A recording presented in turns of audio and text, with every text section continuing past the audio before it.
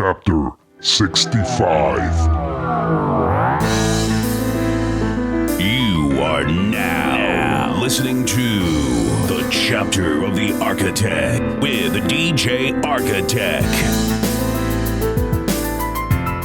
What's going on, my people? Once again, this is your homeboy, DJ Architect. I want to welcome you guys to a special, another chapter of the Architect, Chapter 65, with the one and only Master Chief Daniel Sanchez. Master Chief, thank you for your time, my brother. How are you doing today? I'm doing good, and thank you for having me. It's an absolute pleasure. Listen, you are family. I would never thought that I would have a Master Chief in the Navy of 30 years of service in my family. Thank you so much for your service, sir. Thank you, and same thing here. It's great having you in a family. I love everybody that's in our family. Absolutely. And it's nice to be surrounded by family. Yes, sir. Listen, we were hanging out earlier today because we just saw the Ruiz and Joshua fight. What were your thoughts on the fight, brother? I think Ruiz didn't prepare. I think that he admitted that in the interview, the post-interview. He didn't fight his fight. He let Joshua pretty much take over the fight from the get-go, and he just couldn't fight him. So that was, I think Joshua won it fairly and squarely. I did too.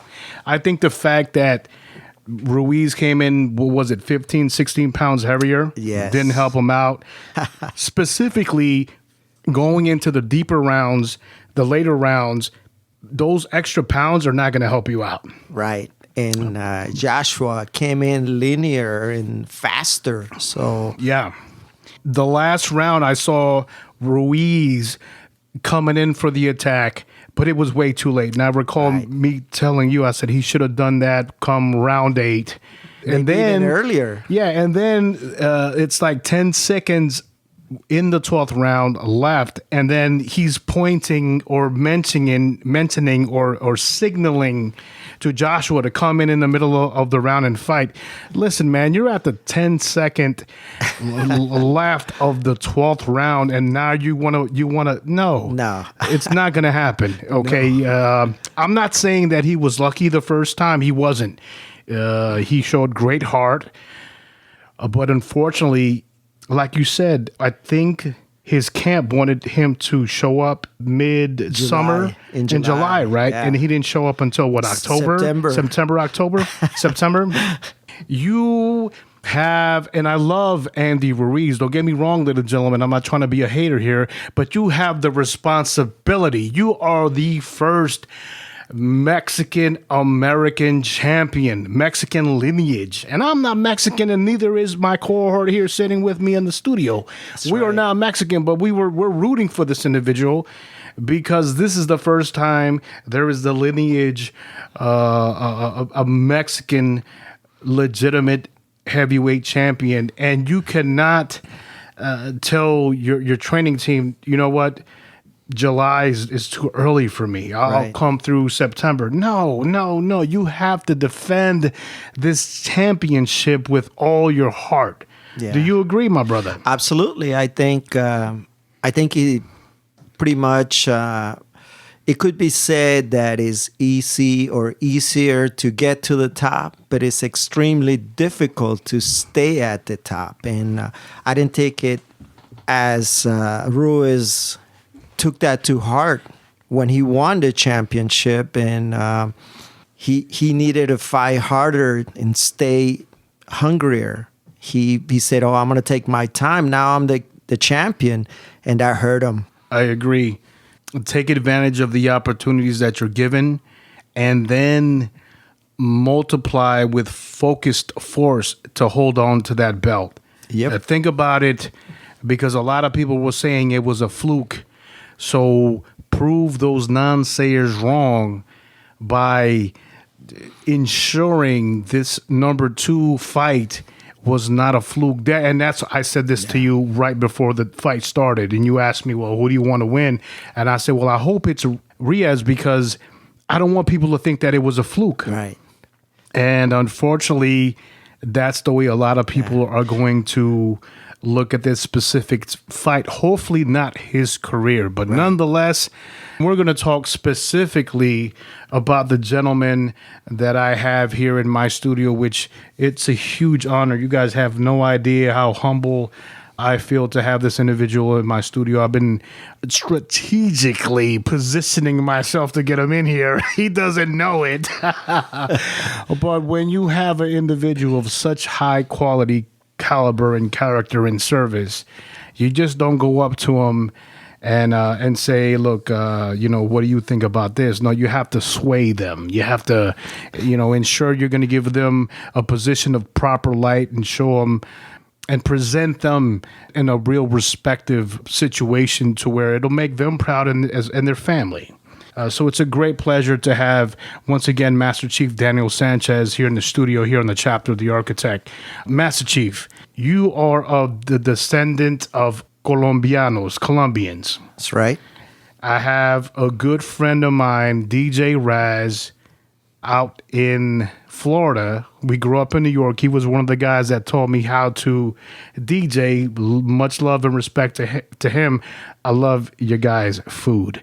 Delicious. And the funny thing, guys, listen, I don't know if you guys are aware. Well, obviously you're not aware, but I'm going to make you aware.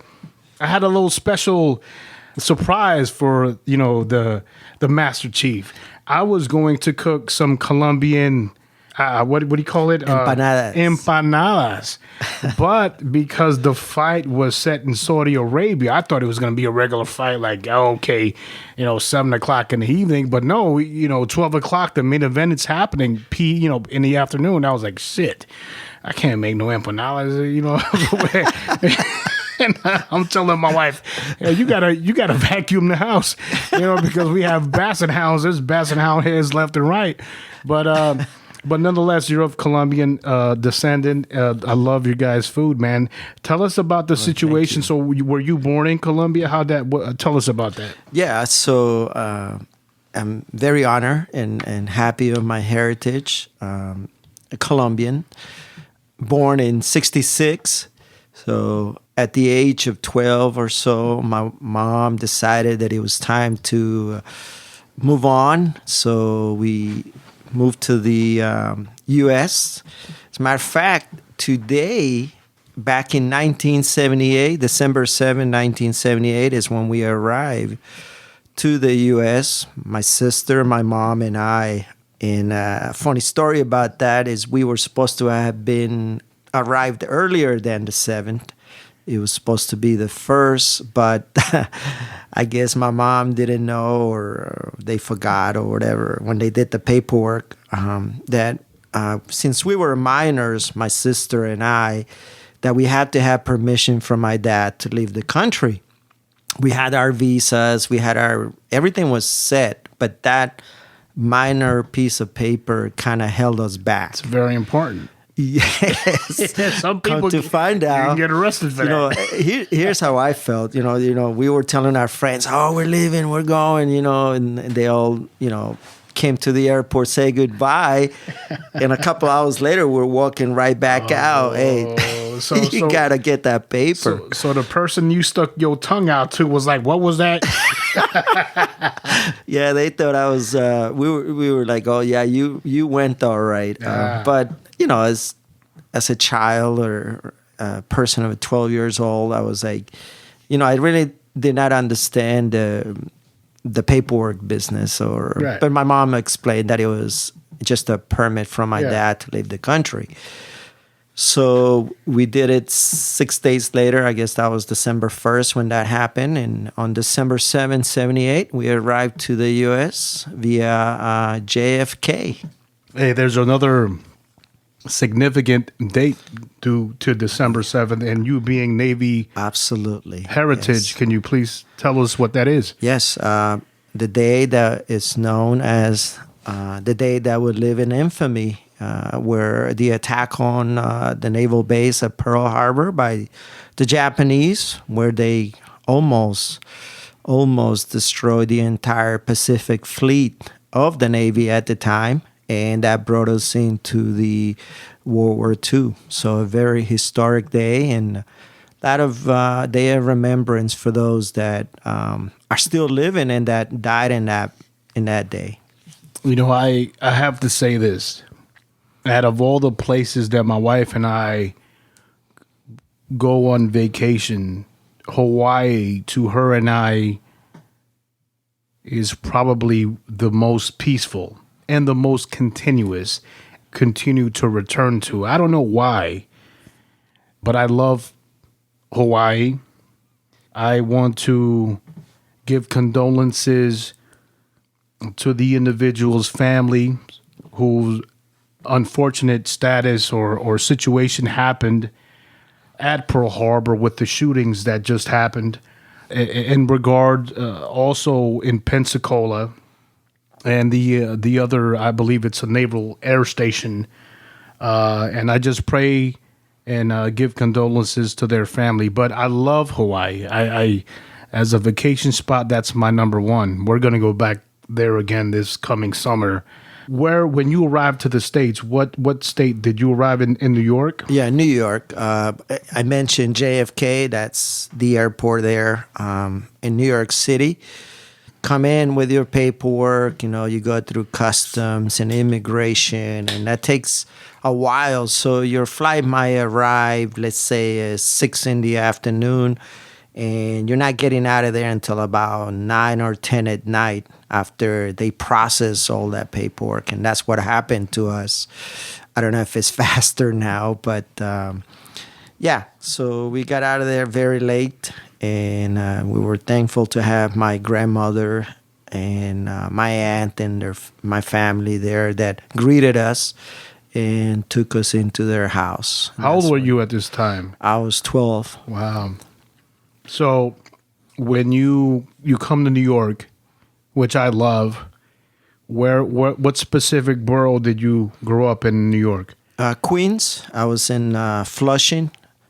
Close to, for those that may have some knowledge of the city, close to Flushing Meadow Park, where the U.S. Open is played. Love Flushing Meadow Park. I used to hang out. Jackson Heights was my point of stomping grounds. 82nd Street, Jackson Heights, yes. They used to have this place called El Jardín de la China. Which was a Chinese / Hispanic restaurant where the Chinese waiter, the food was so delicious. Right. The Chinese guys would come up to you and say, "Hola, buena tarde. ¿Quiere viste a la palomilla con marudo?" The folks there, the Chinese folks or Chinese descendants, whoever they were, at those restaurants in those areas, because I frequent them as well, they're very talented, and they spoke not just Spanish or Chinese, Mandarin or whatever, but they spoke 4 or 5 different languages. Extremely intelligent, and the chefs were so talented. Yes. I fell in love. Well, obviously, our whole family fell in love with it because we would drive from Long Island out to Queens, and that's probably about a good 20-25 minute drive, right, just to get this delicious food. And to this day I miss it so much. So how was it growing up in Flushing? Well, interesting, my mom didn't, the hard charger that she is, she didn't want us, my sister and I, to waste any time from school. So we got there December 7, right? So we were within 10 days or so. My sister got, how you got to go to the high school and junior high. I went to a junior high at that time, started like 7th grade, like 10 days later. So it wasn't even maybe a little bit over a week, and we were already in school, enrolled and ready to go. Fortunately, they have bilingual classes. Did they have ESL at the time? Yeah, English as a second language. That's right. So we call them bilingual So we had like some classes were in Spanish, and then we had at least 2.5 hours of nothing but learning how to speak and write English and read, of course. So that was intense. Did you feel, because you were Hispanic and really couldn't speak the English language, did you feel a bit more of anxiety? Yes. I was like a shy kid to begin with. And just the fact you had to say a couple of words here and there just to get by during homeroom. Because in homeroom, like where they gather you up to muster you and take attendance, I guess that's what they call it, homeroom. There was everybody. It was no, so they call your name and you had to say here. Here. Yeah. And I was just afraid to even raise my hand and say here. They would call my name and nobody would answer. Not me. Yeah, so it took me a few classes. I would say about a week to 2 weeks to feel comfortable enough to say even here or just raise my hand. I can relate because when I came from El Salvador, my parents were obviously already here. My brother was born in the States. And the first time that I had to go to school, I was being babysitted by a Cuban lady. I'll never forget her to this day. And I have so much gratitude and love for her. To this day, I call her, I know her by Mama Ina. Yes. Cuban lady. And I have so much love for this lady. But my father would drop me because obviously he would have to go to work early. He would drop me off at her house. She would take care of me for the 1 or 2 hours before the bus would pick me up for kindergarten. And then at 8 or 9 o'clock, here I'm going to kindergarten. And there was this heavy-set Hispanic lady. I can't remember her name to save my life, but I remember her telling me in Spanish. You guys got to remember, I was maybe, I don't know what the age is when you're maybe four, not four. For kindergarten? Yeah, what, 6 years 5. old? At least 5. 5 or 6. And she's explaining to me, she goes, they're going to put you in a line and you have to say these words. And I understand that you're not going to, she's talking to me in Spanish, right? And I understand, obviously. And she goes, I understand that you don't understand, but you just have to say the words. And I was like, okay, well, whatever. I didn't care what the words meant. Right. But what it was the Pledge of Allegiance. Oh.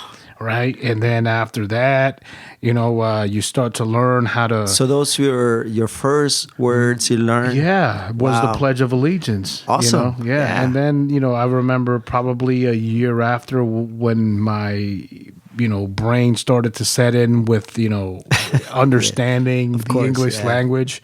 There was an African-American kid, and his name was Munchie.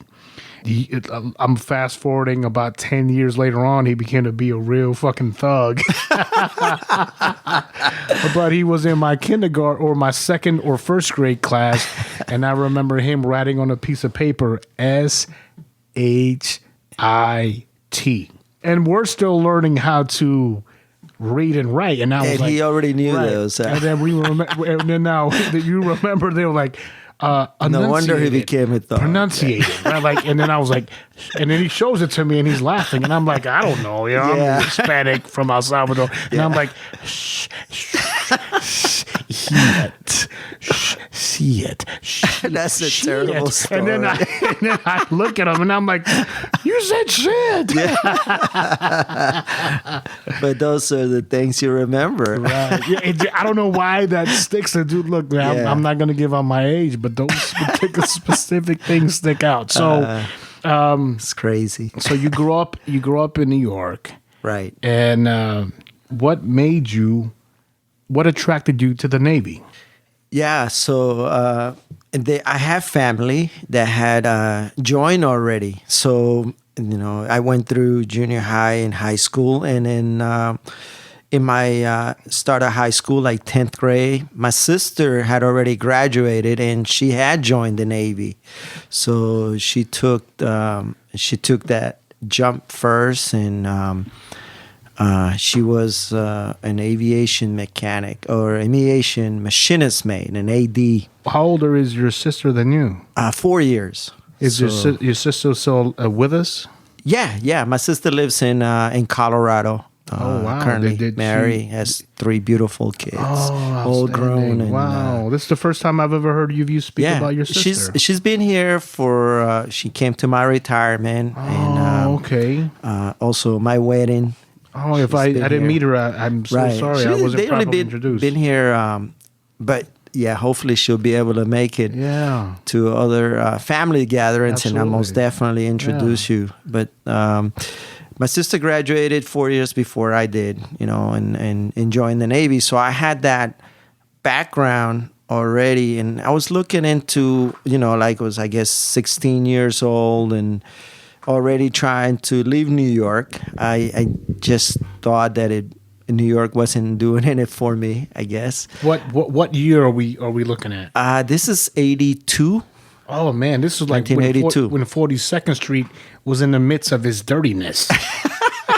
I can't remember the Mayor Koch. I think that was Koch. Mayor Koch, and he was trying to clean it up. Yeah. But Mayor Koch, bald-headed rat, at that time, and he was, I think his religion was a Jew, so he wanted to clean 42nd Street. And for those of you that can remember 42nd Street, if you're probably born in the 60s, 70s, New York City, it's 42nd Street, Times Square is not what you look at today. It was very, very different, to put it in nice words. Watch the program on HBO called The Deuce.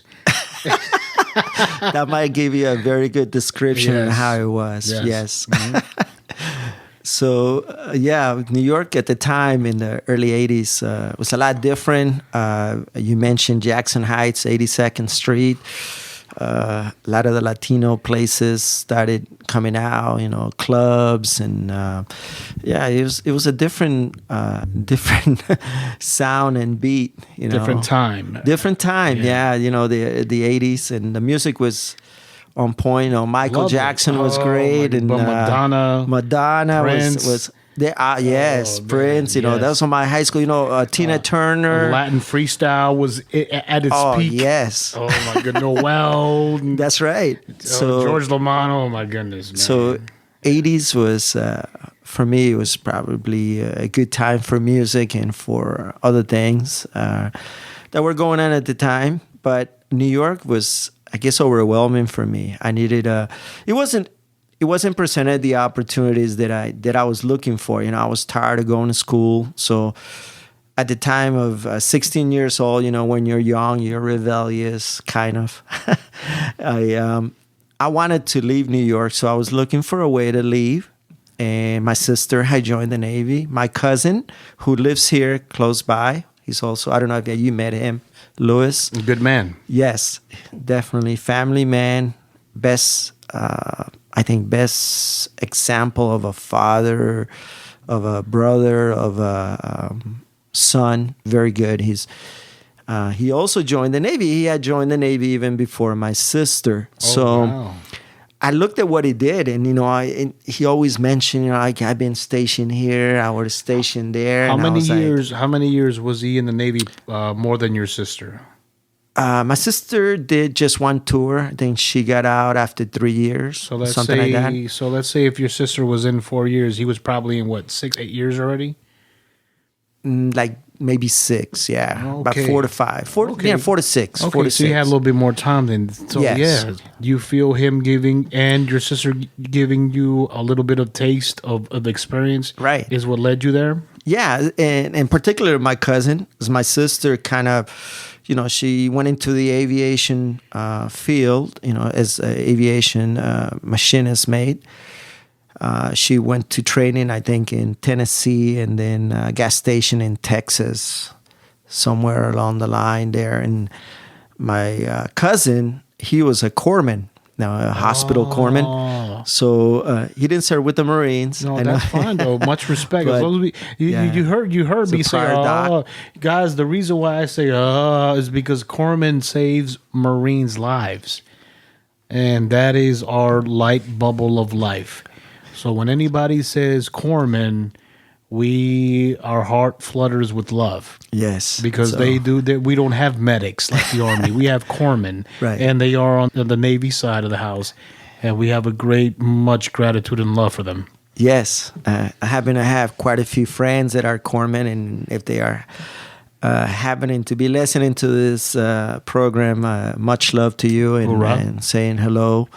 But yeah, my cousin was a corpsman, and but he had been already to a few places. So I was looking at that along with my sister being in Tennessee. I was like, man, this provides new opportunities. It gets me out of New York. So that, yeah, I kind of felt swayed by their lead and joined the Navy. How was your experience walking into the recruiter's office? It was funny because I did it maybe like this, the way somebody would do it these days. We didn't have computers and there was no internet, obviously, but I had a pamphlet that had gotten home, and in the back of the pamphlet had a little card you had to fill out. Right. Said if you want more information about the Navy or just mail it in. Sure enough, I wrote down my name, put my, and put a phone number down, and I mail it in. And within a week, I don't think somebody was calling the house in the evening and say, "Hey, is Daniel Sanchez there?" And my mom answered the phone. I was like, "Who is this calling?" Uh-huh. and she kind of gave me the phone, and I answered, and it was a recruiter. Say, "Hey, I understand you're looking for some information about the Navy and what they can offer you, and we can definitely do that if you'd like to come in and talk about it." And that's how we started. I came in and talked to the recruiter, and at the time I was 17 years old, and as you know, you're not considered an adult until you're the age of 18. And he told me, I said, "Hey, if you want to come in, if you like what we can offer you, there's only one problem. And that is that your mom has to sign the consent because you're not an adult." So I said, "No problem." I got it. I got it. So that night I went back home, and I told my mom, "Hey, this is what I want to do. I need you to sign." And that was it. She signed with no problem. Yeah. And I was very determined. I think that was the very first time, when you go from your being a teenager to an adult moment. And I came as an adult to my mom, and I don't think she had ever seen that in me. And I addressed her. I said, "Hey, Mom, this is what I want to do, and I need you to please sign here." And the recruiter came to the house, and she signed. I think that's a huge imperative moment in your life that obviously changed your life, but it needs to be reiterated for all the individuals who are listening to the podcast who are possibly of the age of 16, 17 years old and need to realize that one day your life is going to change. One day you will have to put down the PlayStation 4 controllers and say, "This is the day that I want to become a responsible adult." And Yes. you need to realize that focal point, because you can't be a child forever. And that happened to you, and that happened to all responsible adults.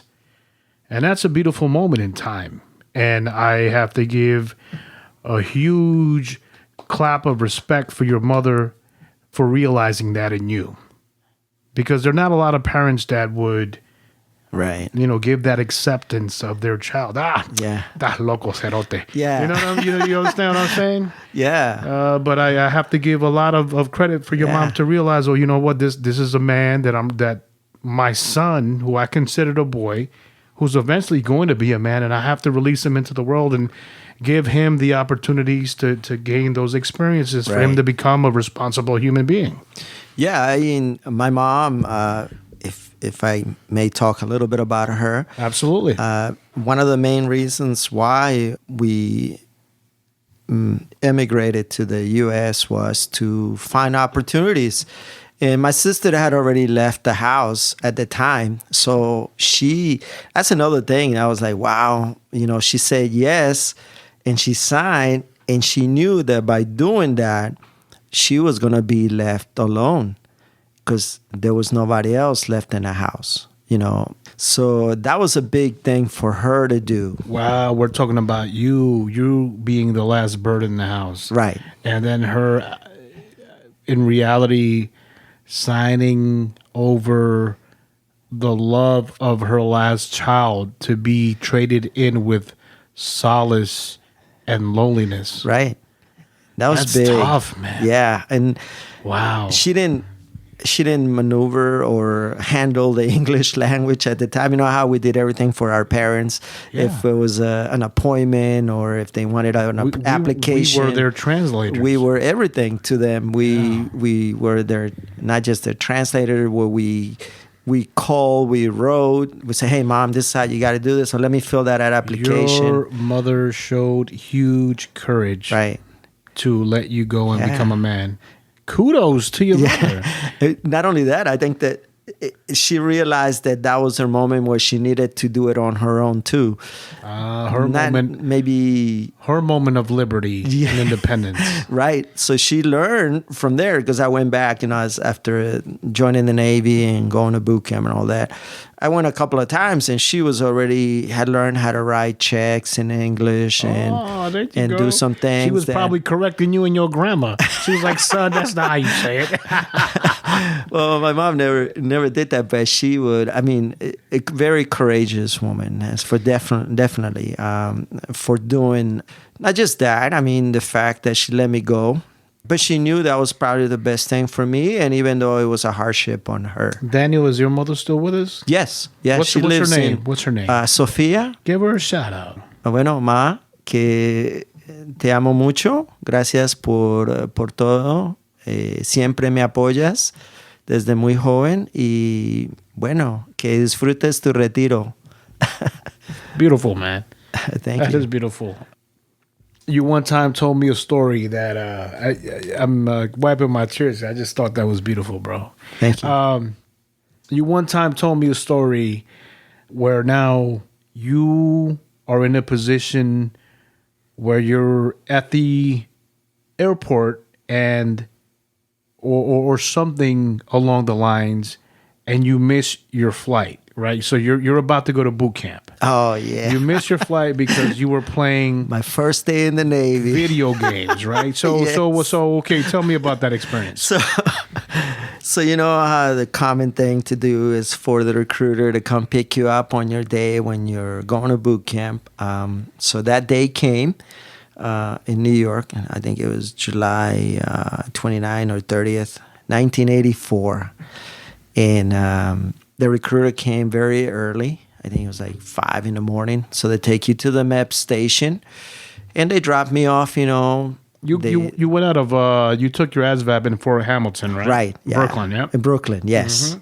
That was I think it's still the MEP station's still there, if I'm not mistaken. Possible. That's where I took my swore. I swore it in. Absolutely, yeah. That after being in the entry, you swear in, and we came that day. The recruiter dropped me off, and you have your one little bag with a change of clothing, and that's it. That's all they want you to bring.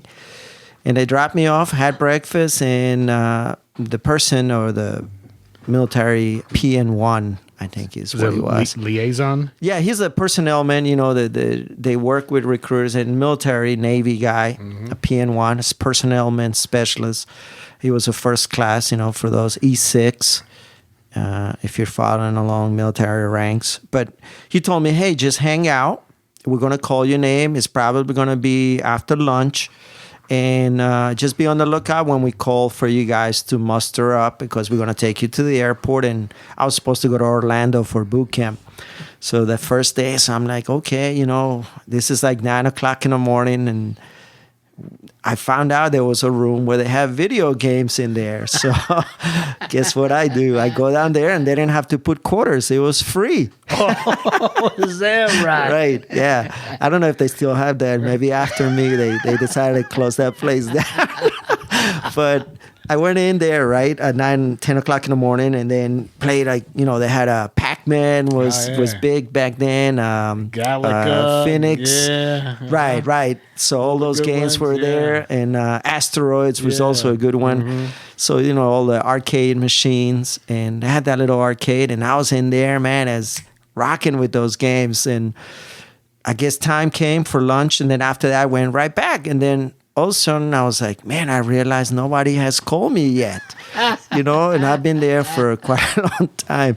Come to realize this was like 2:30, 3 o'clock in the afternoon when I came out of there. So I'm like looking around and say, hey, nobody has called me yet. Oh. And I see the face of this first class petty officer looking at me like he was red. Wow. Like if smoke could have come out of his eyes and ears and everywhere else, it would have been coming out because he was raging mad. Wow. I had missed my call. So I had made it difficult on this guy. Oh, yeah. He's going to get chewed out. That's right. Because he didn't put me on that flight to go start boot camp because I was playing video games. So needless to say, I have not even been in the Navy 24 hours and I was getting yelled at. And I was like, why is this guy so mad? Why is he yelling at me? Technically, ladies and gentlemen, the military, the Marine Corps, there's unauthorized absence where you're not in formation. But technically, when it's like you're on ship. This is missing a movement.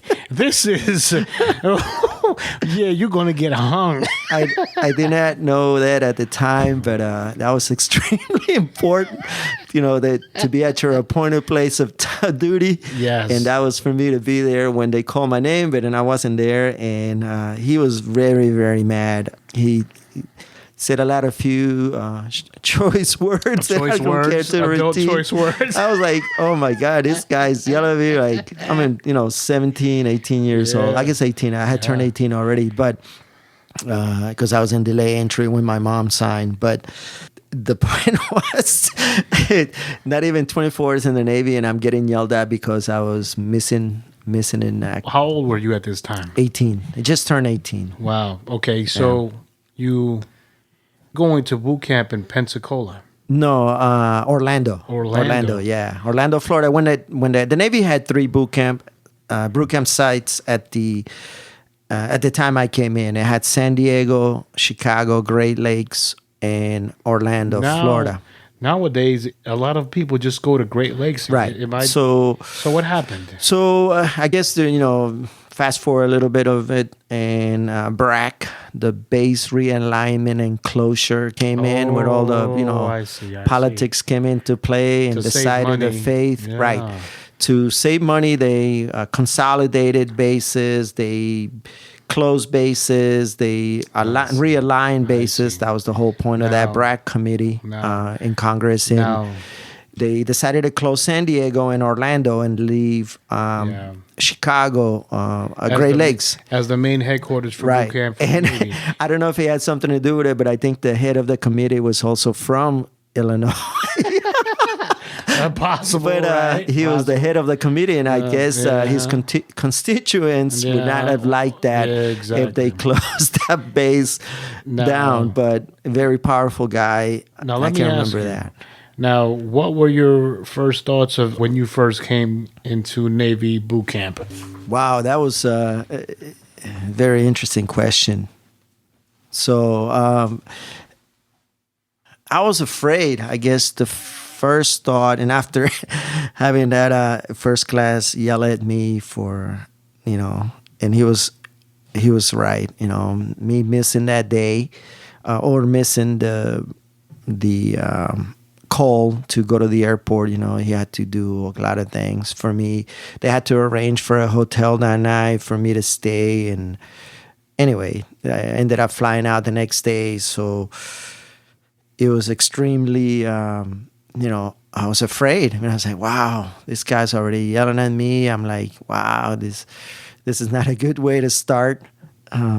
obviously. And so I went into boot camp, and boot camp is not, or it was not the same as what the boot camp that you see today for our young men and women to join the service. Extremely different. Back then, they were allowed to do a lot of things that probably today they would be considered not good. Were they putting hands on you? No, but they came very close, and they were very sarcastic, sort of like Full Metal Jacket. Yeah, like I never got hit, but I got hit with a footlocker. So, you know what I mean? Yeah. So it wasn't like really put hands on me, but they threw the footlocker that struck me. Yeah, the company commanders were hard. They really broke you down. And I think that was, another thing. If you're non-military folks, and the whole purpose of boot camp is to break you down and build you up as a military person. So they take all the civilian mentality, the nastiness out of you. And all reality is, I considered it nastiness. I think it was a lot of weak-minded gibberish that us as kids came into boot camp with. You really learned how to be a disciplined adult. As far as my experience was, there was no, I'm going to sleep in another 30 minutes. No. No. But you didn't even think that way. No. Now you learn that getting up in the morning earlier than the average time gave you a significant leverage. Right. For not for anybody else, but for your own time and for your own success. And that's what I took from not just that part, but boot camp for me really changed me and transformed me into a real focused, precise adult, into knowing what I wanted and how I was going to get it. Yeah. I mean, for me, boot camp, and not just boot camp, I can throw on my early stages of my career. I was lucky. I mean, boot camp, I made it through the, boot camp, the whole yelling and the exercising. What was the hardest part for you in boot camp? The academic test. And, my English wasn't that. You were still in the middle of learning. Yeah. Oh, I've been in the Navy, a month.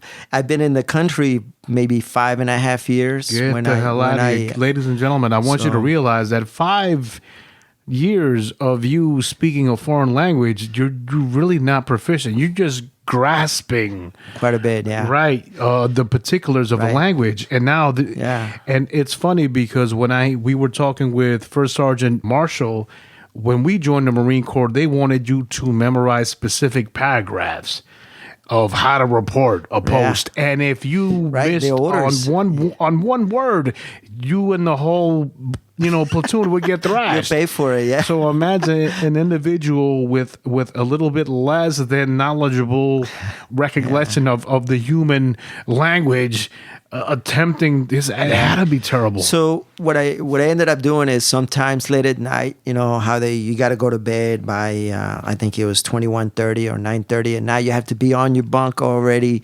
ready to go. You had taken your shower. Your uniform is squared away. You're in your bunk. And I used to have this little flashlight, and they allow you to have that. So I put that in my mouth, right? Cover it with my blanket on top, and then I kind of try to memorize the orders because I knew I wasn't, because they call on you. That, when they went down the line, it was, I guess, in the company, it was about 81 or 82, and they were testing you, Hey, Sanchez, number 1 general order. And you're like, okay, to stand my duty, to stand my post. Wow. I can't remember them right now, but that's how it was. So for me to memorize them, I had to have that extra time late at night. So to with my flashlight there, kind of, what you're saying is,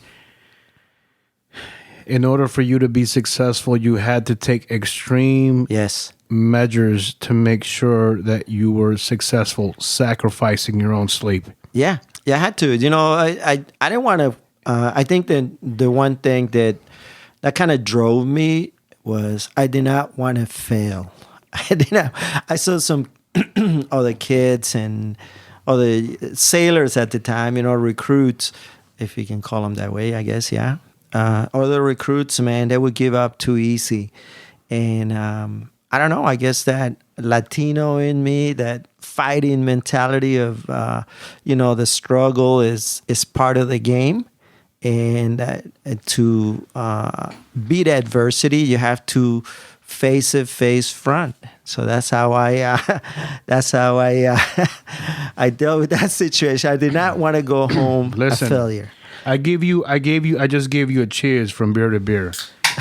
Right? And I just cracked mine. And the reason is because I felt the same way when I joined the Marine Corps boot camp. I was in a situation where I decided I was going to join the Marine Corps boot camp. I gave up all my goods. I sold everything I had. And I was staying at my brother's house inside the living room for 2 weeks. And my brother bought me this. I love my brother, Jose Lopez. I love you, man. I know him. Yeah. I met him. You had that? Okay, there We're you on the cruise. Okay, on the cruise. He bought me this. If you're this listening, cake. hello. Yeah. Man. He bought me this cake. And the cake said, bring us back a Marine. There you go. And I think they got more than that, man. brother, I saw that. Squared away Marine. And I started tearing up, man. Yeah. And I knew from that Beautiful. moment I could not fail Yeah. the people that I love, But going back to where you were saying is that once you're in that situation, and the reason why I reiterate this, guys, is for the young kids that listen to the podcast. Nothing in life is easy. Nothing in life is easy. We have nephews that are in the military. Right. One in the Army, 2 in the Army. Yeah. I have a nephew right now. God bless his soul. He's still alive, but God bless him. Andrew Lopez, man. He's a sheriff. He's like barely 22. With a bachelor's. They are excelling where we were at our age, and I congratulate them because when I joined the Marine Corps, I was 23 years old. So, Master Chief, here you are in a situation. You're in boot camp. What's your first duty station? So I graduated boot camp. I happened to have score, I guess, high enough on the test, the ASVAB, when I came in. And they had offered me a C school, or an A school rather. A school being in like a primary knowledge of your job, what would be in the Navy. So when I took that test and I went to a classifier, and it's a person that kind of sits you down and say, hey, you score this on a test. These are the jobs that are available to you. So they offer me, and this obviously happened prior to boot camp and prior to going in, they had offered me being a DK or a dispersing clerk. And that's how he presented that to me, the classifier. So I said, DK, what is that? He says, you like money? I said, yeah, I like money. I like money. I like money because I guess I had scored high enough in my math. It's arithmetic. almost like you're being an accountant. Yes. So military wise, like roll keeping and kind of stuff. You have to pretty much be a little bit intelligent. You got to be savvy. I was good at math, and I guess I have always been good at math. Man. So he saw that on the score. I guess my reading and writing wasn't that great, but my math was on point. Hey, the funny thing is, I hate to interrupt you, but the reason why I say this is because I remember being in 4th grade, and we had this kid from El Salvador named Nelson. Nelson couldn't speak a lick of English, and I would always translate for the dude. I'm like, hipote, ¿qué querés? Tortilla. Mira, aquí no tenemos tortilla, pero tenemos toast. That's right. But the motherfucker would rip through our math pages. Right. The teacher would be like, how are you done? This is 1 year's worth of curriculum, and you've done it in 4 weeks. And the dude, he would look at me and he'd say, mira, decirle al maestro que yo no sé. I think it goes back to, I think the prior training that I received when I was in Colombia, I guess the education, and nothing against the education against the U.S., but the curriculum and the hardship and the emphasis, I would say, the emphasis that is placed on the kids in our Latino countries, where there you are, is extremely hard. Yes. Why? I guess they demand of you to be successful. Is it because you are in the position of an underdog?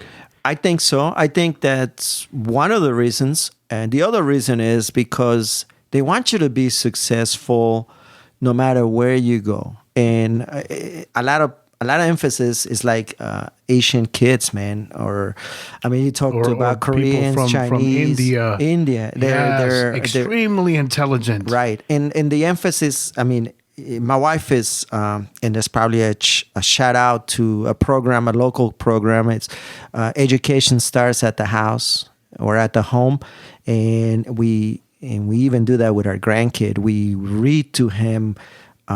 You put that emphasis on kids, and I think that going back to where I grew up, and the first 5 years of education, I was expected to excel in all my classes, not just but science, English, biology. You're in 5th grade and you're already taking chemistry basics. You're taking algebra classes. Something you don't see in the U.S. until probably the high school level, and even then here they. You can pick your classes, so you get enough credits to graduate. Right. So, but it's almost like you're being watered down based off your pick of education. Right. And obviously, today, we look at a lot of the psychological aspect of a kid. And obviously, your learning capacity. Back then, I don't think that was looked at. I don't think so either. No, absolutely. Because now there's ADD. Right. Now individuals that can't learn. Right. So we didn't take that into consideration during our time of education at the elementary level. Now today, if you go to a elementary or junior high or middle school and high school, all of that is taken in consideration. What the capacity? I don't know how they're able to tell if a student or a child per se, they're learning ability or skill set. But they've been able to, now. So now they kind of cater to those needs. That wasn't the case back then, and it's my point. I know there's certain tests now, like when there is a baby, it's still within its. I'm not a doctor, so I will refrain from giving a timeline. But they can tell when a baby will not be or have the brain will form to be of regular normal human capacity. Right. So I can't speak on that matter myself, but I can tell you that I follow what my wife tells me about this. My wife is a trained social worker, so she got her master's in social work, and they teach her from sort of cradle to adulthood of what the expectation is. So my wife, bless her heart. Kudos for social workers. Yes. Kudos. One of the toughest, probably more demanding jobs out there in our society. I give your wife the utmost respect. Well, thank you. I learn from her every day, man. She kind of, we observe our grandchild, and she sees what she learned in school. Sort of like she puts it into practice because she's able to see if a child or a kid or anyone is developing at the right time, and like what are they like. My grandchild, she's able to based off of her training, of victories and losses, to see what's the best avenue of approach to deal with my grandchild. Yeah. That is beautiful. So she sees like, oh yeah, he's in that stage where he's fantasizing, like when you're a kid, like he's 3, 4 years old. Right. and they're already like, okay, let's go. You know, she goes with the her. imagination. The imagination is like that at that age. That's expected. Yeah. So that's based on research. So I learned from her. Then she can probably, and that's how.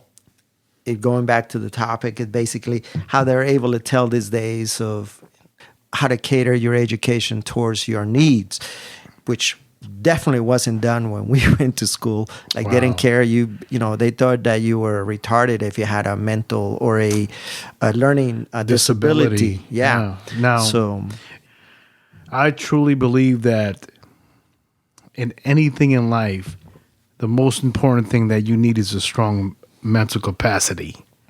And what I mean by that is being able to absorb extreme amount of emotional and mental punishment and still be able to forego that. I'm not saying ignore. I'm saying forego that and still be able to be resilient enough mentally to put yourself in a capacity that you resonate a positive vibe and energy around you. Like the worst things around you can be happening. But as long as you're mentally strong and say to yourself, you know what? This is what it is. And I have to survive this, surpass this, and just keep pushing forward. The question that I have for you is, you did 30 years in the Navy as a Master Chief. Ladies and gentlemen, that is something extraordinary. I want you guys to understand that. What was and we'll go back here for a second, but now as we're talking about psychology, if you could give us a peek into your mind now that you've retired and you can actually look back on your 30-year career as a Master Chief. Not always a Master Chief because obviously you right. Upgraded along the lines, but what was your success mentally to achieve the rank of Master Chief and do it successfully? Wow. I think there's a lot of factors. I think the key ones were probably motivation. I was motivated because I have felt that throughout my career, I found people that helped me, achieve goals, at a early stage in my career, like the first 4 years, I was assigned to a carrier, the USS Coral Sea. Probably you heard of the Battle of the Coral Sea. It was named after that battle. This ship was commissioned, I think, in 1947. Daniel, explain that battle. The Battle of the Coral Sea was probably not as important as the Battle of Midway. I know, which a lot of people think the Battle of Midway is the turning point during the Pacific War against the Japanese. We know the movie just came out this past November. Yeah. Yes, that was a remake. Obviously, it's a few that have been made, so it kind of tells the story of Midway. But the Coral Sea was also a very important battle because it started so to speak, the American Navy was back in its full mighty against the Japanese forces, and they weren't. I don't think the Japanese were expecting to find that type of force during the Battle of the Coral Sea. So it kind of signified as a turning point, but not the main point. No, but letting the Japanese Pacific Force know. Yeah. The American Naval Pacific Force was not dead. Right. And it was almost... It was already rebirthed. The Battle of the Coral Sea was almost like Hulk Hogan showing his 24-inch pythons, brother. I guess one way to put it. Yeah, and letting them know, hey, this is not going to be an easy fight. For your history buffs, if you read about the Battle of the Coral Sea, it's very interesting because it's a lot of different aspects of it that can intrigue your mind during the war against the Japanese in the Pacific. It wasn't the main turning point, but it was like a show of force where the Navy, the American Navy was, and the American forces, obviously, because we have Marines involved there and all that. Absolutely, hoorah! What other mental strengths that you had in you? Yeah. Going back to, determination, like I said, courage, the fact that you can overcome and adapt. I mean, I know it sounds kind of corny, but it's true. I mean, the fact that, you go through a career, I mean, and, my hat off to any veteran out there to serve this country, whether you did one tour or 5 tours or you were, it doesn't matter. You served this country. You did sign a check, blank, to, for up to and the value of your life. I do wholeheartedly believe that. So if you did, thank you. I definitely appreciate your service. But determination, courage, perseverance. I mean, you go through a lot of struggles in the military, a lot of sacrifices. Obviously, you have to make decisions in life, and especially in the military. I know the struggles with family and long absences and missing important dates. I mean, a lot of people probably don't know. If you're in the military, obviously you experience that. If you don't, then think of it. I mean, I was gone for 4, 5, 8, 10 deployments, whatever it was, for long periods of time. I was also deployed and stationed overseas, so I didn't get to see my family for years. Like, I didn't go back to see my mom or my sister, because I was forward deployed. Occasionally they did come and visit, which is great. They did that. This is an opportunity. But you can go 2-3 years without seeing your family. And no Thanksgivings, no Christmases, none of that. No birthdays, no special occasions, because you feel that, or you are serving your country, and that's a choice. That's a personal choice that you make. And so to go back to your question and say it, so if you group, perseverance, courage, commitment, the fact that you at the same time you're getting promoted, because obviously if you, at least during my time, you have higher tenure dates. If you didn't reach a certain goal or a certain pay grade by this time, you would be forced out. And I was lucky to have been able to meet all the goals, and I've been able to put in that position where they ask you to get out because you have not met a certain pay grade or promotion. Master Chief, I have to say this about you. You are the only Master Chief that I've ever met with 30-year tenure. There's plenty of us out there. I don't know of any but one, and I have him here in my studio, so it is my great pleasure. You have no idea. You and I have known each other for, I'd say, maybe well over 7 to 8 years. Yeah, maybe a little bit years more. But I never actually told you or showed you my gratitude of your service, and I'm extremely proud to have you as my friend. And thank you. In my family.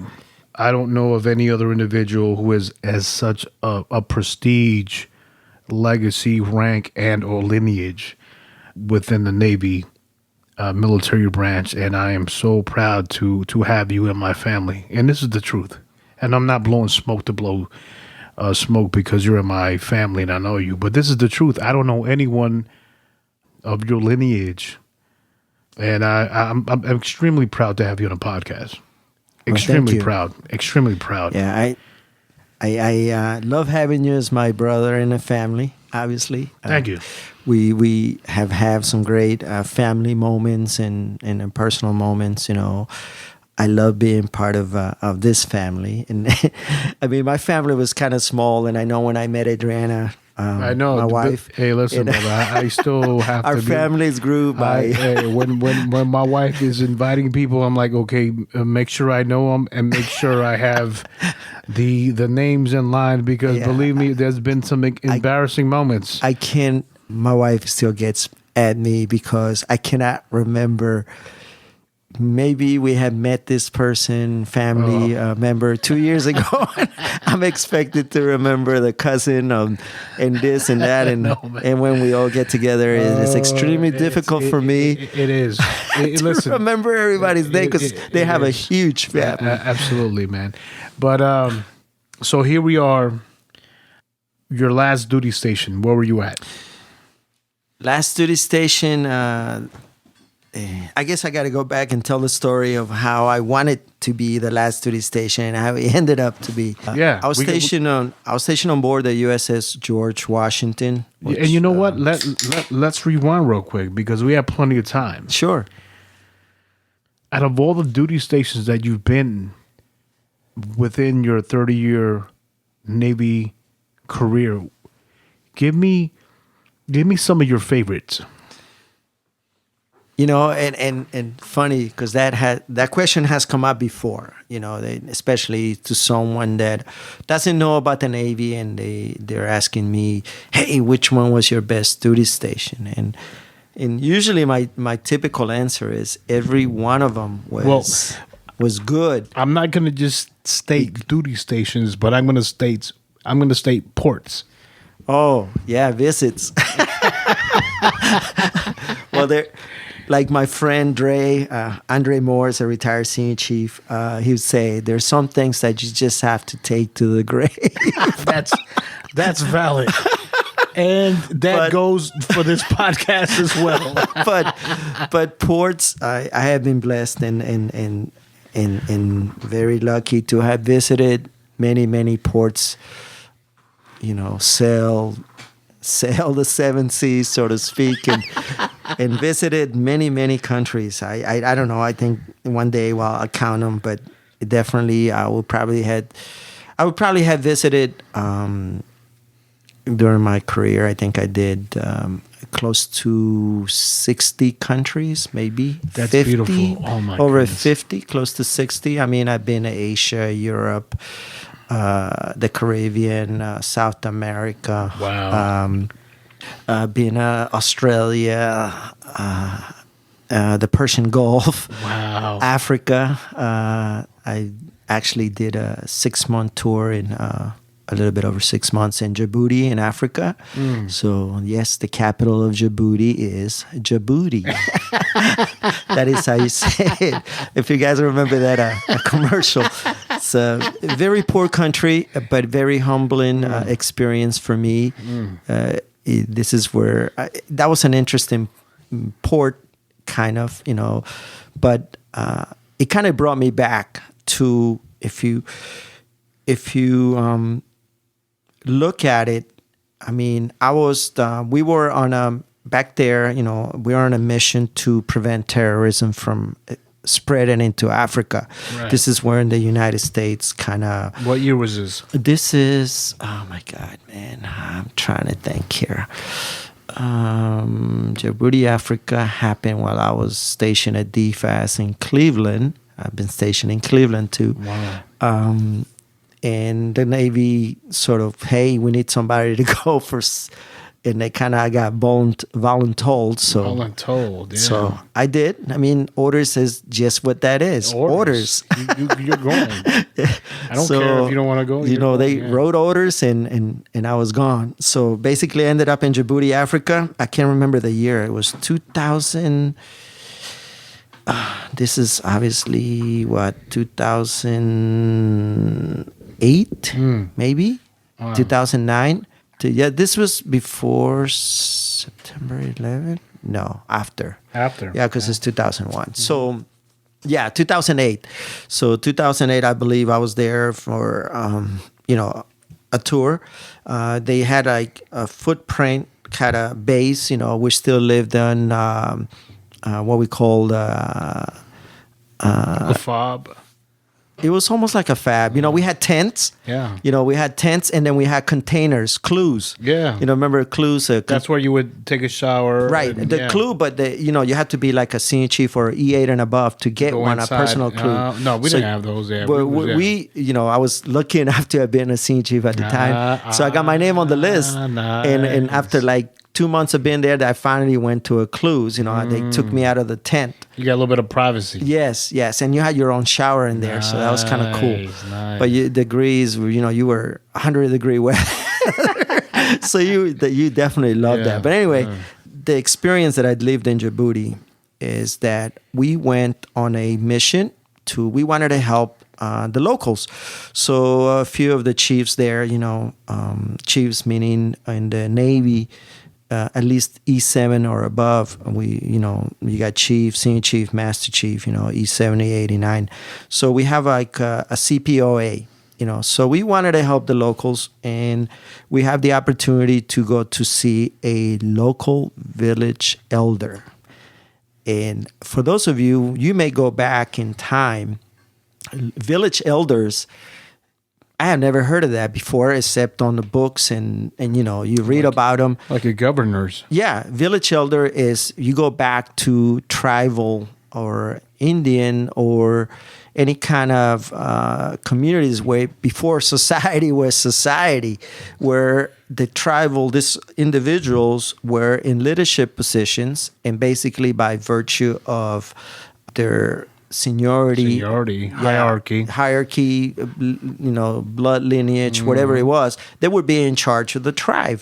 So they still have those in Djibouti in 2008. And basically, we went to this person, and he lived in like the most, like in a shack, basically. Oh, wow. So we took him, food and some gifts, and they presented, and we had a translator with us. And this gentleman, he was probably in his 70s. He looked very, he was laying in his bed, so to speak. It was the shack was barely enough to feed a bed and maybe a few things in there. So we were all sat around the bed. They had like little stumps where we sat. Where you sat? Yeah, and then we kind of talked to the gentleman, and he was, we asked him, the first question that was asked was, what do you need for your people that we can help you with? He goes, first and foremost, I need them to put them to work so they can bring that money for the village. So they had a lot of folks that were just not doing anything. And now you're living in desert conditions because it's hot. I mean, the average temperature in Djibouti was like 90 degrees and over 100 degrees in many days. So wow, it's extremely hot during the summer. So how you gonna raise vegetation in those right? type of conditions? It was. I'll tell you a funny story about that too. But anyway, so extremely desolate desert. We actually got there by like on a 30-minute ride to get to his hut, and then there's nothing around. But what struck me about that whole thing was that this gentleman knew exactly what was going on and what was needed for his people. He asked for jobs, which the base was providing. They did hire people during the base to do various jobs, cleaning or whatever. But the point was to get them to work and give them some money. Right. So they can bring. Second of all was he wanted a hospital or some kind of dispensary so they can get medical treatments. Yeah. So we were able to, the jobs was already there. That was happening through civil affairs and, so they were coming through eventually. Yes. Yeah. And then the dispensary or the medical facility, that was a little bit more complicated because obviously you have the government of Djibouti, but this is what struck me is the fact that the village elders ran that country. There was politicians, they had a prime minister or they had some sort of political, a governing official. Right. But the village elders was really who dictated what was going to happen. What was going to happen. Yeah. It was strange. So this village elder. And then the next question is, what is the number one problem that your village has? And you know what that gentleman said, which kind of stuck to this day? He said, the number one problem that I have with my people is AIDS. Now, sexually transmitted disease. yes. So how does he know that? Wow. How, Right. how like, does that how- happen?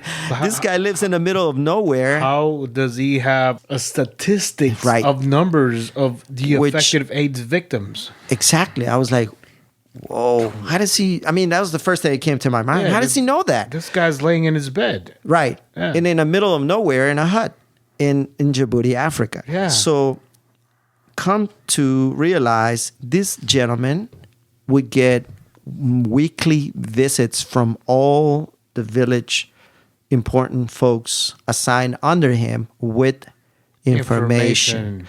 There was no radio, there was no, and they would relay that to him.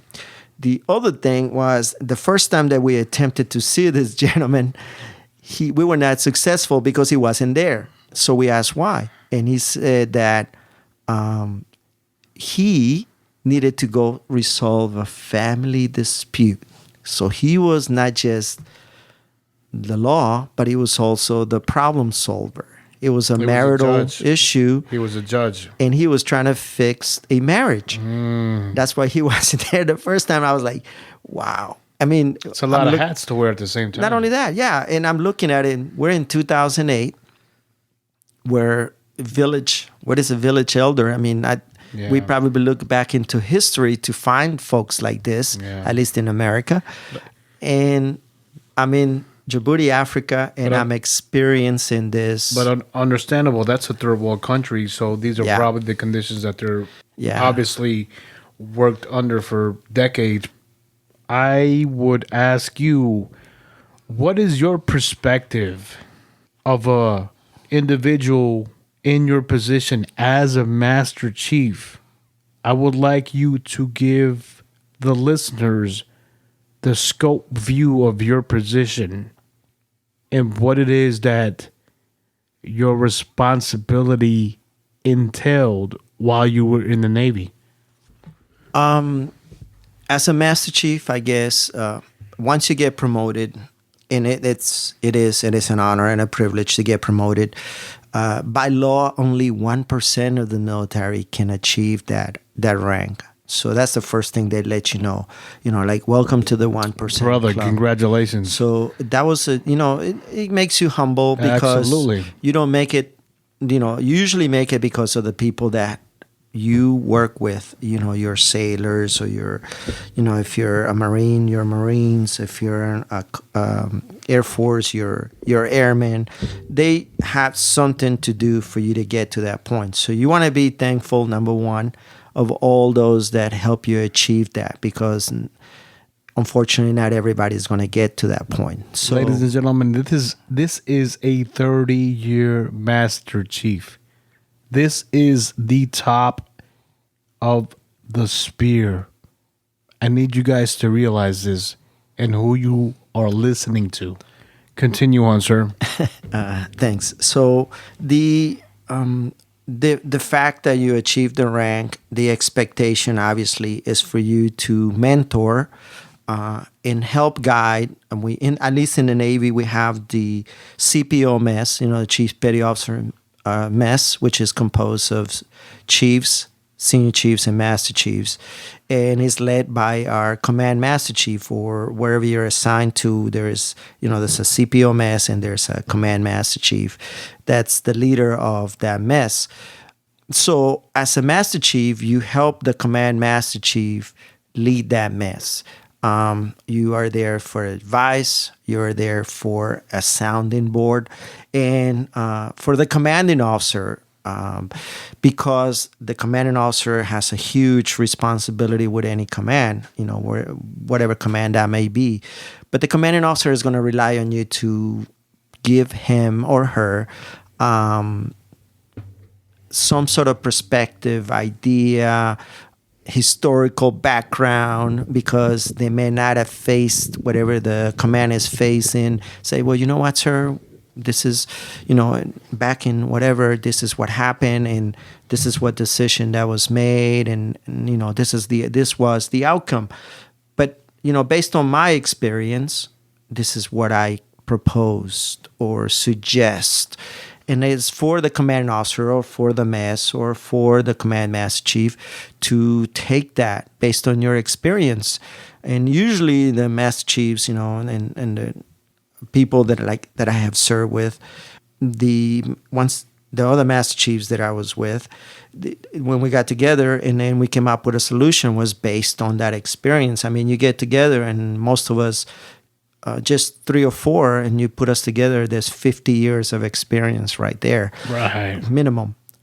So then there was a lot to bring to the table at a command. And then when you saw something that you did not like or that maybe you perceived that What would be something that you did not like? maybe a decision that was taken by leadership that was maybe not appropriate for the time, or it would impact the crew, it would impact the sailors in a negative way, you would go back and say, hey, Master Chief, that's not, or the Command Master Chief would say, hey, Command Master Chief, that wasn't a good idea. I don't think the skipper wanted to convey this way. Would it agree with that? What did the command think about brown nosing or people smooching up to the command or a individual for promotion? Well, I think that's on the leader. I think the leader, if they see, whoever that person is that's attempting to whatever brown nose or achieve whatever they want to achieve, is for them to put a stop to that. I mean, if you're the leader, you should say, you know what, maybe you should be doing your rounds right now instead of over here in my office trying to sell me something, and it's up to them, up to whoever's in charge or the leader to put a stop to that. And at the same time, not to discourage the person from, because sometimes, they may take that the wrong way. My question to you is, how can you discern brown nosing from somebody actually trying to give you legitimate information? Oh, you would know. I mean, if it's somebody like an expert on a certain field, like a master chief would be, if they're not in the command position, there would be an expert in their own field, so to speak. Let's say you're an aviation master chief or an administration master chief, and you come to me and tell me being either the CEO or the command master chief, would say, hey, the evaluation system is this. This is what we need to do the next promotion or the next ranking board. And so you would take that for what it's worth.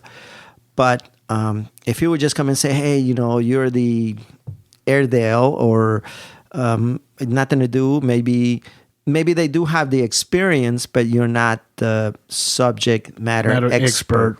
And they want to say, hey, we should do this. No. You would take that a little bit different into consideration, but not necessarily to heart. We would probably say, okay, let's look into that, right? Right. I would say, from my experience, usually master chiefs were a lot of them were very humble, and they only took action when they needed to. They gave advice when they needed to, and they spoke when they needed to. Or if they were asked a question, they gave you an answer.